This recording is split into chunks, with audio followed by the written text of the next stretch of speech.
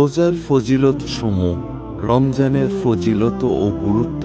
ইসলামের মৌলিক 5টি স্তম্ভ রয়েছে, সেগুলোর মধ্যে রমজান মাসের রোজা অন্যতম ও অত্যন্ত গুরুত্বপূর্ণ। দ্বিতীয় হিজরিতে কোরআনের আয়াতের মাধ্যমে আল্লাহ তাআলা উম্মতের উপর রোজা ফরজ করেছেন। রমজানের রোজা কেউ যদি অস্বীকার করলে সে ইসলাম থেকে বের হয়ে যাবে। এছাড়াও শরীয়ত সমর্থিত ওজর, অপারগতা ছাড়া ইচ্ছাকৃত রোজা ভঙ্গকারী, মৌলিক ফরজ লঙ্ঘনকারী ও ইসলামের ভিত্তি বিনষ্টকারী রূপে গণ্য।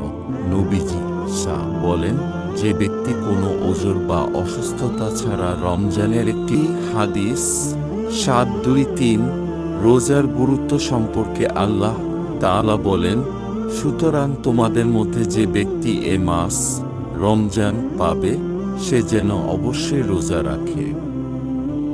আর তোমাদের মধ্যে কেউ যদি অসুস্থ হয় বা সফরে থাকে তবে অন্য সময় সে সমান সংখ্যা পূরণ করবে। সূরা বাকারা আয়াত 1-5। রমজান মাস সারা বছরের মধ্যে শ্রেষ্ঠ। নবীজি বলেন, আল্লাহর কসম, মুসলমানদের জন্য রমজানের চেয়ে উত্তম কোনো মাস আসেনি এবং মুনাফিকদের জন্য রমজান মাসের চেয়ে অধিক ক্ষতির মাসও আর আসেনি। কেননা মুমিনরা এ মাসে সারা বছরের জন্য ইবাদতের শক্তি ও পাথেয় সংগ্রহ করে, আর মুনাফিকরা তাতে মানুষের উদাসীনতা ও দোষত্রুটি অন্বেষণ করে। এ মাস মুমিনের জন্য গনিমত আর মুনাফিকের জন্য ক্ষতির কারণ। মুসনাদে আহমদ হাদিস 8368। পবিত্র কোরআনে আল্লাহ তাআলা আরো বলেন, হে ঈমানদাররা, তোমাদের উপর রোজা ফরজ করা হয়েছে যেমন ফরজ করা হয়েছিল তোমাদের পূর্ববর্তীদের উপর, যাতে তোমরা তাকওয়া অবলম্বনকারী হতে পারো। সূরা বাকারা আয়াত 1-3। নবীজি বলেছেন, যখন রমজান মাসের প্রথম রাতের আগমন ঘটে তখন দুষ্ট জিন ও শয়তানদের শৃঙ্খলাবদ্ধ করা হয়। জাহান্নামের দরজাগুলো বন্ধ করে দেওয়া হয়, তার একটি দরজাও খোলা হয় না, এবং জান্নাতের দরজাগুলো খুলে দেওয়া হয়, তার একটি দরজাও বন্ধ করা হয় না। আর একজন ঘোষক মহানবী বলেন, আল্লাহ তাআলা বলেন, রোজা আমারই জন্য, আমি নিজের নয়। রোজাদারের মুখের গন্ধ আল্লাহর নিকট মিশকের সুগন্ধের চেয়েও উত্তম। বুখারী হাদিস 7492। এ মাসে মানুষের প্রত্যেকটি আমল বৃদ্ধি করে দেওয়া হয়। একটি নেকি 100 গুণ থেকে ক্ষেত্র বিশেষে 700 গুণ পর্যন্ত বৃদ্ধি করা হয়।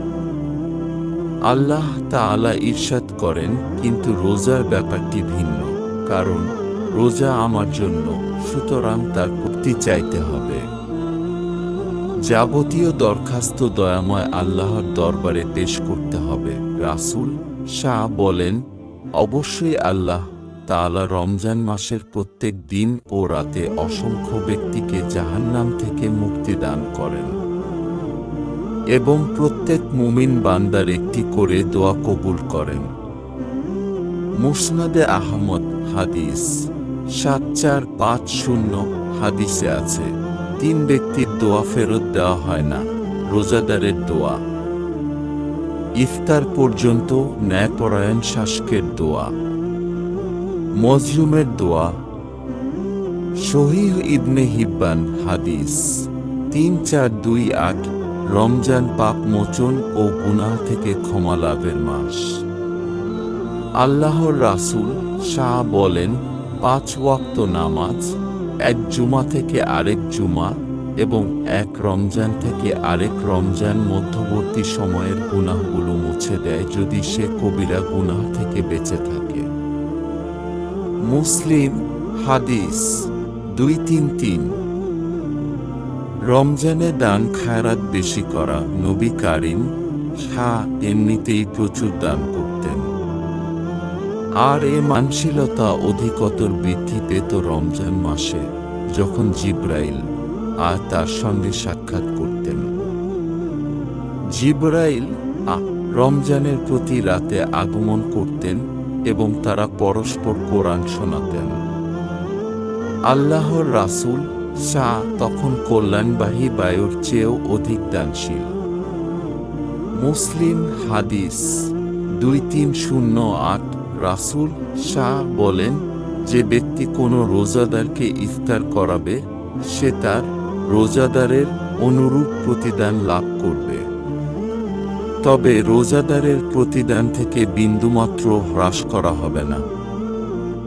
তিরমিজি হাদিস 807। আল্লাহ তাআলা আমাদের রমজানে বেশি থেকে বেশি নেক আমল করার তৌফিক দান করুন।